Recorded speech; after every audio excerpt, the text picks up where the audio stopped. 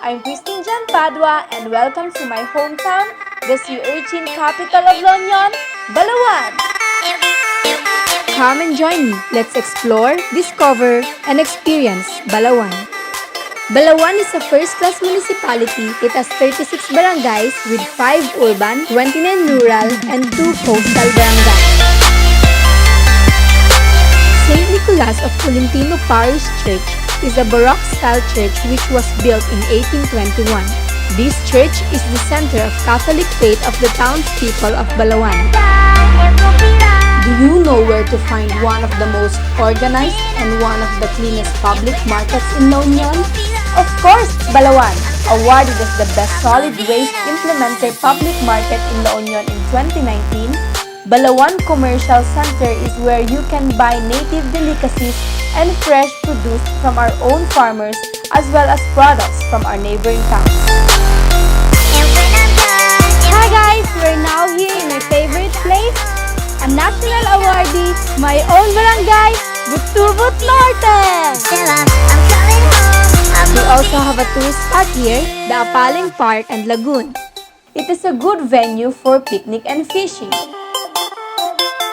Hi guys! We're now here in Barangay Alalampang showcasing the livelihood programs of BALAOAN.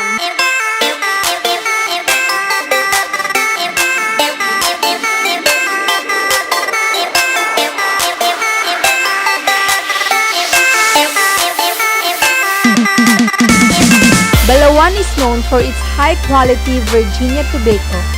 Our municipality is among the top producers in the Ilocos region. Time to relax in Tayonitoy, Calumasa. This venue is good for camping and picnic. The cleanliness of the place and the scenic view of the rumas trees give solitude to the visitor.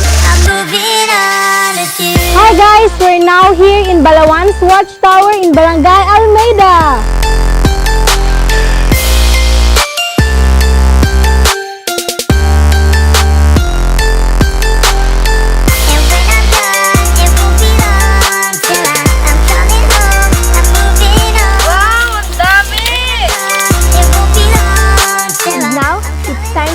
The delicious maratangtang. Nagraman! Looking for some refreshing water fun? Come and visit the majestic Imuki Island.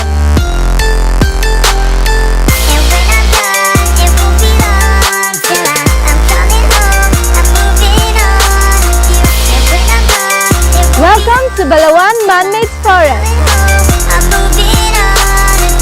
Again, this is Christine Jan Padua, your Mutia ng BALAOAN, saying, be a BALAOANderer. Let's explore, discover, and experience BALAOAN. Tuloy ang aksyon!